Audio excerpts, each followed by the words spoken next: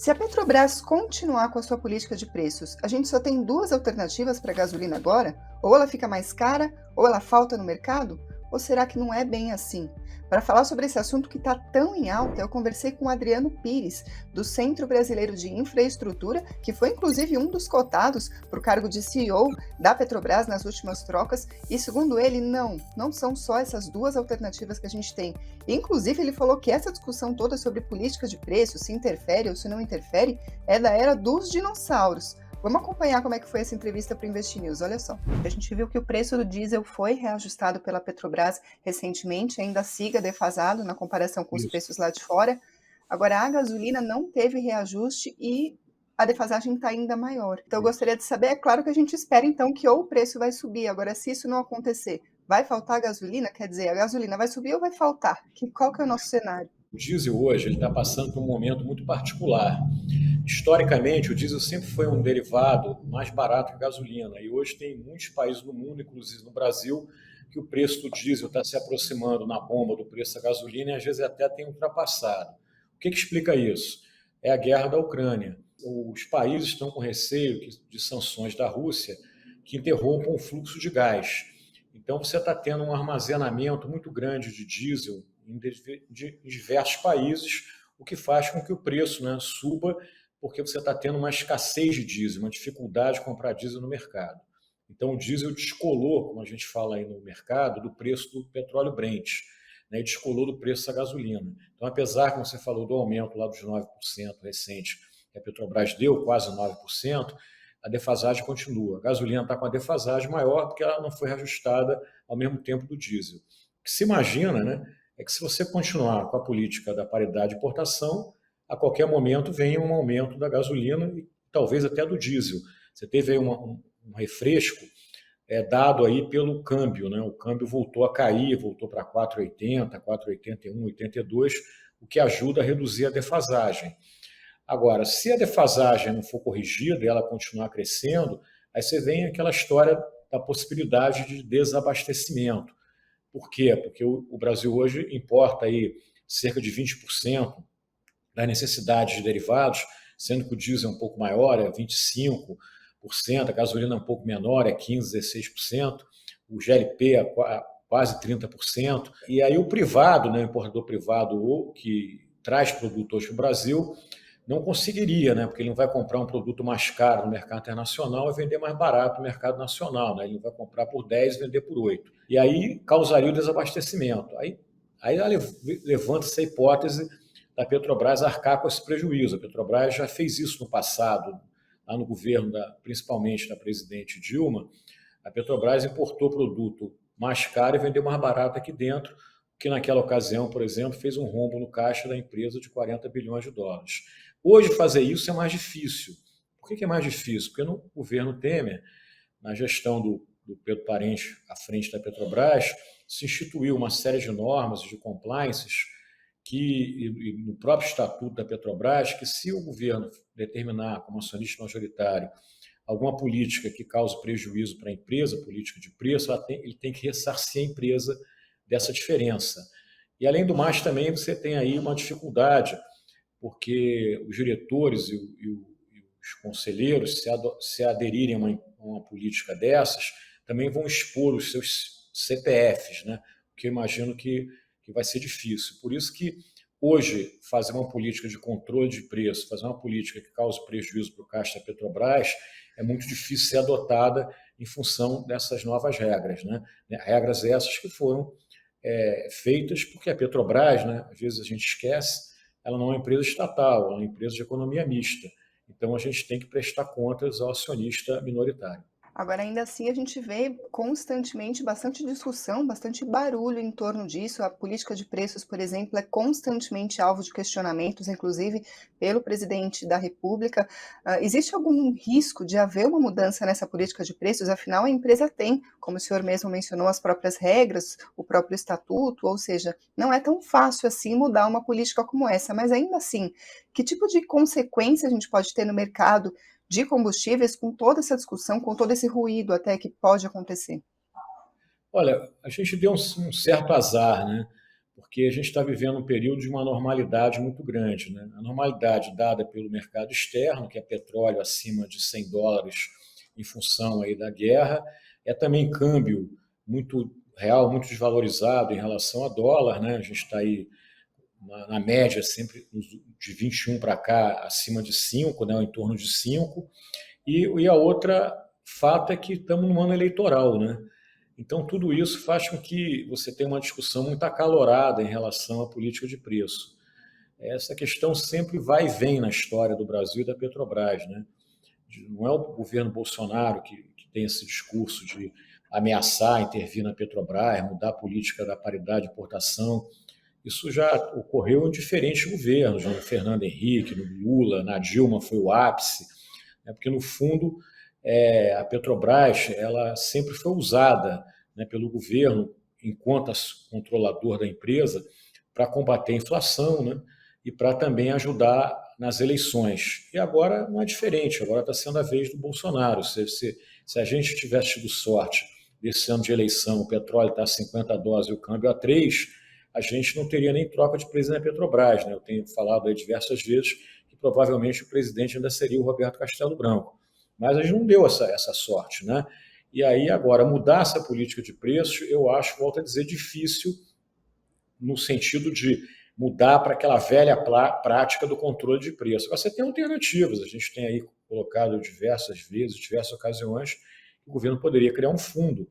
O governo hoje arrecada muito dinheiro no setor de petróleo, através de dividendos, de royalties, de participações especiais, de leilões de petróleo feitos pela PPSA, né, estatal lá que representa o governo contrário de partilha.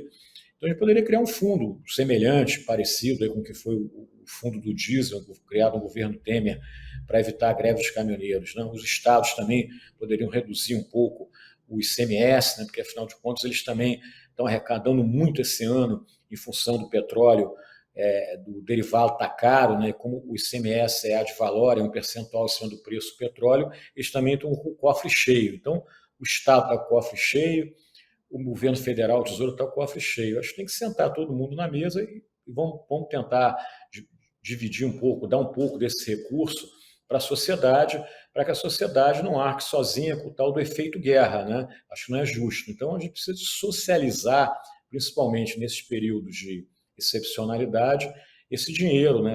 Essa receita que está hoje no setor de petróleo. Eu acho que quando o presidente Bolsonaro reclama que o lucro da Petrobras é um estupro, lá, os 44 bilhões que a Petrobras apresentou de lucro no primeiro trimestre desse ano, eu acho que estupro talvez seja você usar esse dinheiro só para o Tesouro Nacional abater dívida.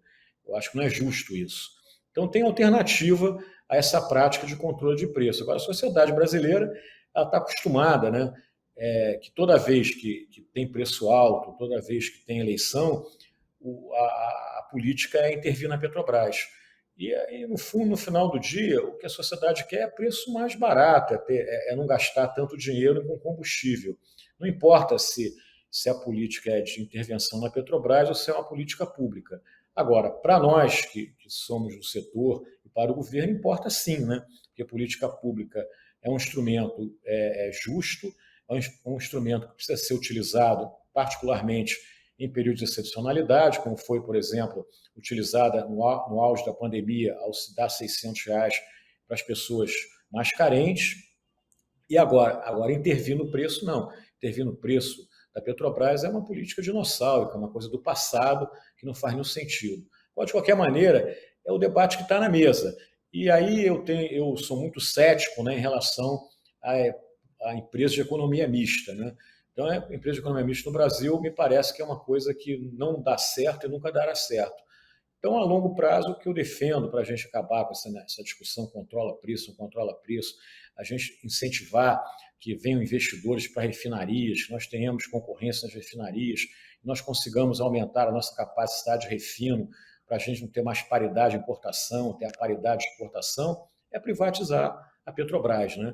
A Petrobras já está vendendo refinaria, mas eu acho que a privatização da empresa devia ser maior, né? Eu não consigo entender um país como o Brasil, né, uma democracia, um país com instituições fortes, ser sócio majoritário de empresas de petróleo. Isso já foi importante no passado, até foi, mas é bom a gente, como eu tenho falado repetidas vezes, deixar a era Vargas para trás, né? Já estamos dando um passo com a privatização da Eletrobras, né? Vamos torcer para o ano que vem, né, a partir do dia 1º de janeiro de 2023, a gente coloque em debate no Congresso Nacional a privatização da Petrobras, porque a privatização da Petrobras tem que ser tratada no Congresso Nacional, que isso está em lei, né? E lá vamos discutir qual o modelo que é melhor para vender a Petrobras, né?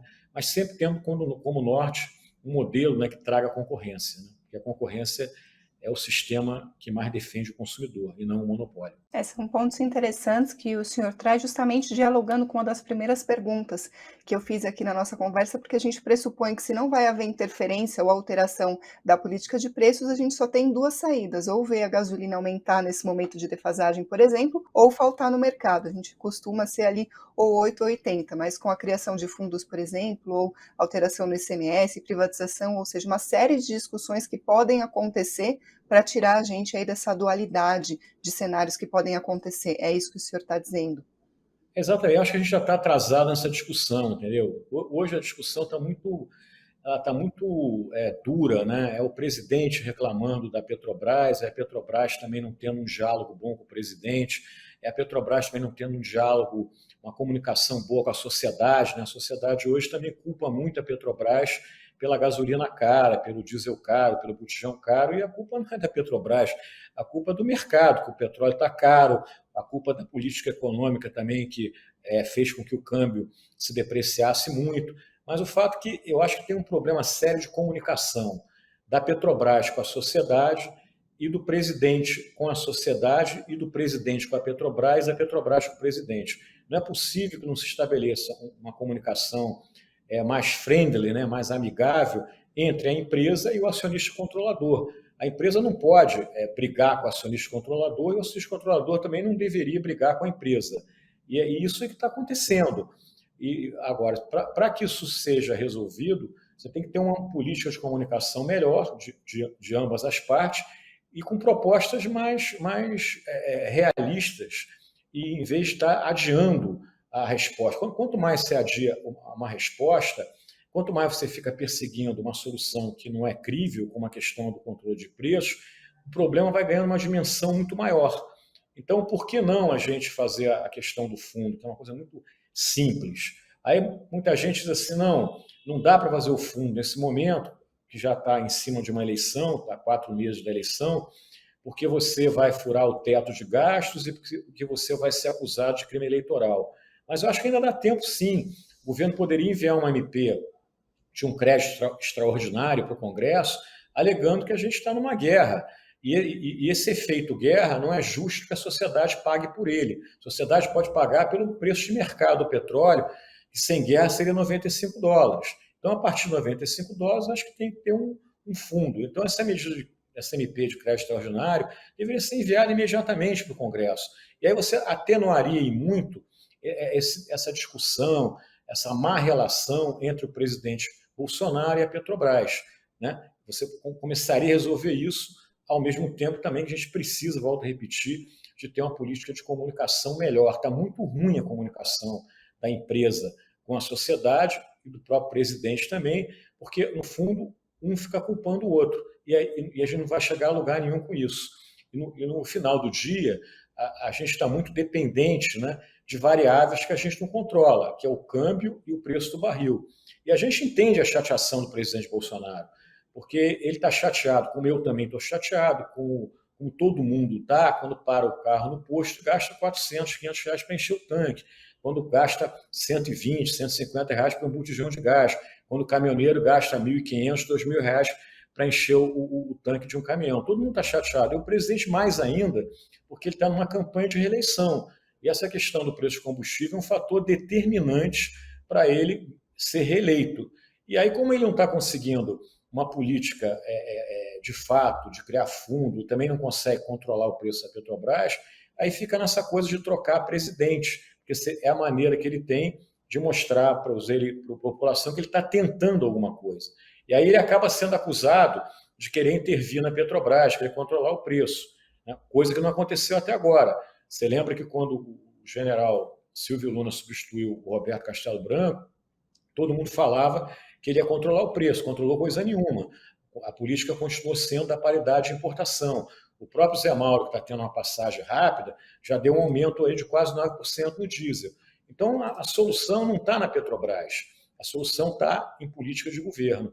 Mas aí o Ministério da Economia também tem lá as suas restrições. E no final do dia, né, fica esse debate aí horroroso, né, uma coisa que não traz benefício algum, ao contrário, a gente está criando um jogo de perde-perde, e aí a oposição ao governo também tem um discurso muito ruim. Né? O candidato o ex-presidente Lula, né, que é um dos candidatos aí favoritos à eleição, vem com aquelas teses de abrasileirar o preço do combustível. Né? Eu não sei nem o que é abrasileirar, mas quando eu boto aí no meu tradutor, o tradutor diz para mim assim, não, Adriana, abrasileirar é intervir no preço. Então nós vamos voltar para o passado. Assim, eu acho que é um desserviço que o presidente Lula está fazendo para o país. Né? Eu não entendo por que ele tem tanto compromisso com o passado, que a gente sabe muito bem, né, que só trouxe prejuízos para a Petrobras, prejuízos para o país, não trouxe benefício algum. Então, vamos voltar outra vez para esse tipo de modelo? Eu acho que não é por aí. Né? Então, a gente precisa de criar um debate organizado. Eu acho que no futuro, se a gente vai ser um grande produtor de petróleo, por que não ter um programa de subsídio permanente que é disparado em determinado trigger, com um gatilho qualquer, como agora seria $95. E a gente encarar 3 pontos que a gente tem que resolver se a gente quer um país que tem preço competitivo, que vai atrair investimento, que vai promover concorrência. Primeiro, discutir tributo. O tributo do combustível é muito elevado. Não dá para tributar a gasolina, até a energia elétrica entra nessa conversa, como se fosse um bem supérfluo. Eles são bens essenciais. Aí você tributa a gasolina e diesel no Brasil como se fosse cigarro e bebida. Não está certo, temos que discutir isso. E talvez não é dessa maneira que o Congresso está fazendo, pontualmente. A gente há tanto tempo fala da necessidade de uma reforma tributária, a gente tem que fazer uma reforma tributária ampla, para que também os estados não percam receitas e inviabilize a administração dos estados, reduzindo muito o ICMS de combustível e energia elétrica. O segundo ponto importante é que o combustível é caro no Brasil, que nós temos uma ineficiência logística muito grande. Enquanto nos Estados Unidos, na Europa, você transporta combustível por duto, né, aqui você transporta por caminhão. Então nós temos que mudar isso. Você imagina quanto você reduziria o preço, né, para o consumidor final se esse transporte fosse feito por duto ao invés de caminhão. Vamos tentar até imobilizar até outros modais, modal ferroviário, modal de cabotagem, a gente tem uma costa tão grande e tem que reduzir esse transporte por caminhão. E a terceira coisa, a gente já falou aqui bastante, é promover concorrência. Não dá para, por exemplo, você ter 85% do refino no Brasil na mão da Petrobras. Né? Você vê os Estados Unidos, tem mais de 160 refinarias, são todas privadas. Na Europa, as refinarias são privadas. Então, a refinaria é uma fábrica. Entendeu? E cada fábrica tem o seu modelo comercial. Então, é isso que a gente tem que fazer no Brasil, atacar esses 3 pontos, que aí sim, atacando esses 3 pontos, nós estamos construindo um modelo do mercado de combustível, junto com a privatização da Petrobras, para que a gente consiga finalmente parar com essa discussão retrógrada, atrasada, dinossáurica, controla preço, não controla preço, controla preço, controla preço, que eu, particularmente, estou há muito tempo nesse setor, não aguento mais falar sobre isso. O senhor citou o general Silva e Luna, que substituiu o Castelo Branco no comando da Petrobras, na primeira troca que a gente viu na gestão do presidente Jair Bolsonaro. Na sequência teve uma outra troca com o José Mauro Coelho, agora a gente teve novamente uma troca, que foi o Caio Andrade. Eu lembro que o senhor, inclusive, foi um dos cotados em uma dessas trocas aí para assumir um cargo como esse, mas eu gostaria de ouvir a sua opinião justamente sobre essas substituições em sequência. Isso, de fato, pode ter alguma alteração de cenário? A gente pode ter algum efeito disso? Ou isso acaba, de repente, mais prejudicando do que ajudando nesse momento? Olha, eu acho que isso é ruim para a empresa, né? Você cria uma desestabilização, né? Você cria uma insegurança no mercado, né? Você viu que ontem mesmo o anúncio da saída do Zé Mauro e a indicação do Caio Paes Andrade fez as ações caírem muito. Hoje já voltaram a crescer um pouquinho. Então isso não é saudável para a empresa, né? Você ficar trocando a toda hora. E principalmente nesse momento, volto a repetir, de anormalidade, onde todo mundo acusa que a troca é porque o presidente quer interferir na Petrobras. Se você tivesse num momento de normalidade, com petróleo mais barato, eu acho que o presidente tem todo o direito de trocar o CEO da Petrobras. Ele é o acionista controlador e ele pode achar que aquele ciclo do determinado presidente acabou e ele precisa de botar um outro que vai trazer mais valor agregado para a empresa. O próprio ministro de Minas e Energia, quando você troca o ministro também tem todo o direito de querer indicar um novo presidente de Petrobras, porque ele quer indicar uma pessoa que tenha mais afinidade com as suas ideias, que ele tenha mais confiança. Não tem nada de anormal nisso. Agora, fazer isso nesse momento de eleição, de preço do barril a $100, aí é complicado, porque vai dar toda aquela imagem de que você está interferindo e aí você está desvalorizando o patrimônio da empresa, você está criando dificuldade. Você veja, por exemplo, agora essa troca possível do Zé Mauro pelo Caio, ela vai demorar, tem todo um procedimento na Petrobras que é lento. A gente está vendo aí que pode demorar até 45 dias. Por quê? Você vai ter, na hora que você tira o presidente, automaticamente você dissolve o conselho. Então você vai ter que ter uma nova assembleia, você vai ter que constituir um novo conselho, aí esse novo conselho vai indicar o Caio também vai ter que passar pelos compliance da Petrobras, para ver se o nome dele pode ser indicado para presidente da Petrobras. Então, é um processo que é custoso, né? É um processo que não é interessante. Na imprensa vai começar a ter acusação que o Caio não pode ser presidente por causa daquilo outro. Vai dizer que o cara tem conflito de interesse. E tudo isso é muito ruim, no final do dia, para a empresa e para o país. Outra vez, é um jogo de perde-perde. Então, eu acho que nunca é bom você ficar trocando presidente toda hora, nem de empresa privada, né? Você cria uma desconfiança por parte do consumo dos investidores, né? E de quem compra a ação da empresa. A gente brinca até que se você tem uma padaria perto da sua casa e a padaria troca de dono todo mês, você fica desconfiado do pão que ele está vendendo. Então, é uma brincadeira, mas só para a gente ilustrar. Então, acho que não é saudável esse troca-troca, e principalmente não é saudável nesse contexto da anormalidade que a gente conversou. Adriano, tentei separar aqui algumas das principais perguntas sobre esse momento do mercado, mas é claro que esse assunto é muito mais amplo do que isso, então gostaria agora de jogar a bola para você, perguntando se tem alguma coisa que eu não perguntei, que eu deixei de fora aqui das questões, e o senhor acha que é importante deixar registrado. Eu acho que a gente tem que entender que o Brasil hoje é um outro país, né? Eu acho que a Petrobras, monopólio, a Petrobras controladora, sendo controlada pelo governo, passou a hora. Eu acho que ela já cumpriu um papel importante, e eu acho que a sociedade brasileira ela tem que entender que para o petróleo ser realmente nosso, né, aquele slogan famoso da Petrobras, a gente tem que privatizar a Petrobras. Porque se não privatizar a Petrobras, a gente está sendo enganado pelo slogan. O petróleo não é nosso, o petróleo pertence a alguns e não a todos nós. Mais uma vez, muito obrigada pela participação. Eu te agradeço e estou sempre à disposição de vocês. Um abraço a todos. Deu para ver na entrevista que o assunto ainda rende bastante, afinal ninguém está feliz de ir até o posto de gasolina e gastar tanto assim para abastecer o carro. Tá todo mundo comentando, por isso compartilhe esse vídeo entre os seus conhecidos, familiares, para que a gente consiga enriquecer cada vez mais essa discussão. Deixa aqui nos comentários os pontos com os quais você concorda ou discorda, vamos conversar sobre isso e deixa o like se você gostou dessa entrevista e gostaria de ver mais conteúdos como esse aqui no Invest News. Muito obrigada e até a próxima.